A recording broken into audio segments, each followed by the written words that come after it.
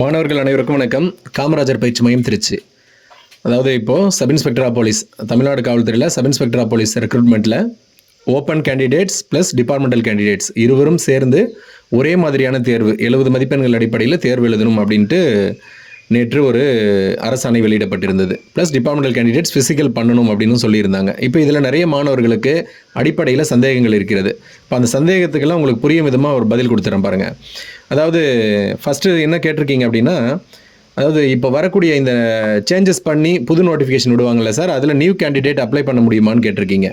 இல்லை, இதில் வந்து நியூ கேண்டிடேட் அப்ளை பண்ணுவதற்கான சாத்தியக்கூறுகள் மிக குறைவு தான். காரணம் என்னென்னா, இந்த நோட்டிஃபிகேஷன் என்பது கடந்த ஏப்ரல் மாதம் வெளியிடப்பட்டது. இதில் இப்போது டிபார்ட்மெண்டல் கேண்டிடேட்ஸ் வந்து ஓப்பன் கோட்டாக்குரிய எக்ஸாம் எழுதணும் ப்ளஸ் ஃபிசிக்கல் பண்ணணும் அப்படின்ற சேஞ்சஸ் எல்லாம் கொடுத்து அந்த புதிய விதிமுறைகள்லாம் அடங்கிய நோட்டிஃபிகேஷன் மறு நோட்டிஃபிகேஷன் தான் கொடுப்பாங்க. அந்த நோட்டிஃபிகேஷனை கேன்சல் பண்ணுறதுக்கு வாய்ப்பு இல்லை. ஏப்ரலில் வந்துச்சுலே அதை கேன்சல் பண்ண மாட்டாங்க. அதனால் நியூ கேண்டிடேட்ஸ் அப்ளை பண்ணுறதுக்கான சாத்தியக்கூறுகள் குறைவு. அடுத்து லா படிக்கணுமா சார்னு கேட்டிருக்கீங்க. அதாவது இப்போ இந்த நோட்டிஃபிகேஷனுடைய முக்கியமான அம்சமே என்ன அப்படின்னா, டிபார்ட்மெண்டல் கேண்டிடேட்ஸு, அதாவது அவங்க எப்படி எழுதியிருந்தாங்க, 170 வினாக்கள் 85 மதிப்பெண்களுக்கு தேர்வு எழுதிட்டு இருந்தாங்க. அந்த 170 வினாக்களில் 100 வினாக்கள் அவங்களுடைய லா பாடத்திலேருந்து கேட்டிருந்தாங்க. இந்த பிஎன்எஸ், பிஎன்எஸ்எஸ், பிஎஸ்ஏ அப்படின்ற பாடத்திலேருந்து கேட்டிருந்தாங்க. அது ஏன் அப்படின்னா, அவங்க அந்த 5 வருட பணி அனுபவத்தில் பணிபுரியும், அவங்க காவல்துறையில் பணிபுரிஞ்ச அனுபவத்தின் அடிப்படையில் அவங்க அன்றாடம் அவங்க பயன்பாட்டில் இருந்த அந்த சட்ட பாடங்கள்லேருந்து அந்த வினாக்கள் இடம்பெறுவதாக அமைந்தது. ஆனால் இப்போ தான் கேன்சல் பண்ணிட்டாங்கல்ல. டிபார்ட்மெண்டல் கேண்டிடேட்ஸ்க்கு ஓப்பன் கோட்டா என்ன எக்ஸாம் எழுதுகிறாங்களோ அதே எக்ஸாம் எழுதணும் அப்படின்னு சொல்லிட்டாங்க.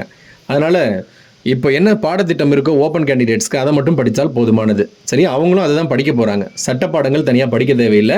அது குறிப்பாக உங்களுக்கு சொல்லணும்னா, புரிய மாதிரி சொல்லணும்னா, 140 வினாக்கள், அதில் 80 பொதறிவு, 60 உளவியல். 80 பொதறிவில் ஆர்ட்ஸ் சப்ஜெக்ட்லேருந்து, அதாவது வரலாறு, புவியியல், குடிமையியல், பொருளாதாரம், இதிலேருந்து 35 வினாக்களும், சயின்ஸ் பிரிவிலிருந்து, அறிவியல் பிரிவிலிருந்து, இயற்பியல், வேதியியல், உயிரியல், தாவரவியலிருந்து 30 வினாக்களும், பொது நடப்பு நிகழ்வுகளிலிருந்து 15 வினாக்களும், மொத்தம் 80 வினாக்கள்.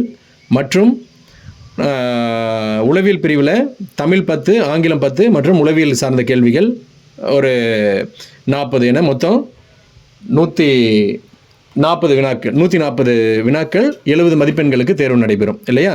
இது இந்த பேட்டர்னில் தான் நடைபெறும். இது படித்தா போதுமானது, லா படிக்கணுன்ற அவசியம் இல்லை. ரைட்டு. அடுத்து ஃபீஸ் நமக்கு ரிட்டர்ன் பண்ணுவாங்களா சார் அப்படின்னு கேட்டிருக்கீங்க.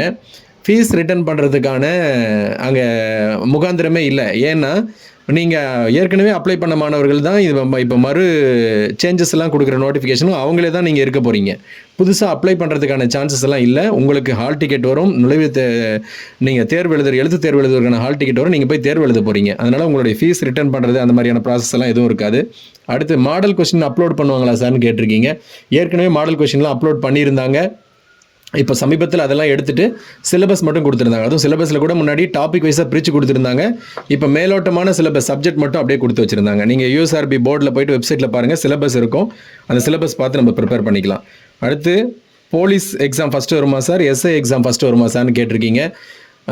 இப்போ போயிட்டுருக்கிற சூழல் அடிப்படையில் நம்ம சொல்லும் போது இரண்டும் ஒரு சேர வருவதற்கான வாய்ப்புகள் தான் இருக்குது. ஒரு சேரன்னா ஒன்றன் பின் ஒன்றா, அதாவது எஸ்ஐ எக்ஸாம் இன்னும் ஒரு 70 நாள் கழிச்சு நடக்குதுன்னா அடுத்து ஒரு 20-30 நாள் கழிச்சு போலீஸ் எக்ஸாம் நடப்பதற்கான வாய்ப்புகள் இருக்குது.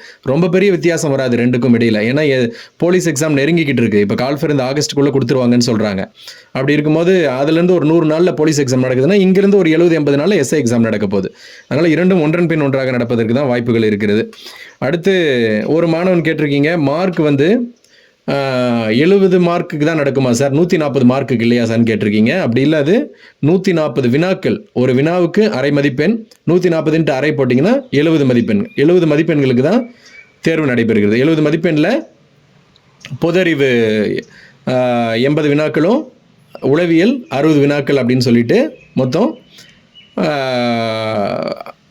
70 மதிப்பெண்களுக்கு தேர்வு நடைபெறும் இல்லையா? இதுதான் இப்போ எக்ஸிஸ்டிங்காக போயிட்டுருக்கிற நடைமுறை. மேலும் வேறு ஏதாவது சந்தேகங்கள் இருந்தால் மாணவர்கள் தெரிவிங்க, அதுக்கும் விளக்கமாக உங்களுக்கு பதில் கொடுக்குறேன். நல்லா படிங்க, தொடர்ந்து நல்லா படிங்க.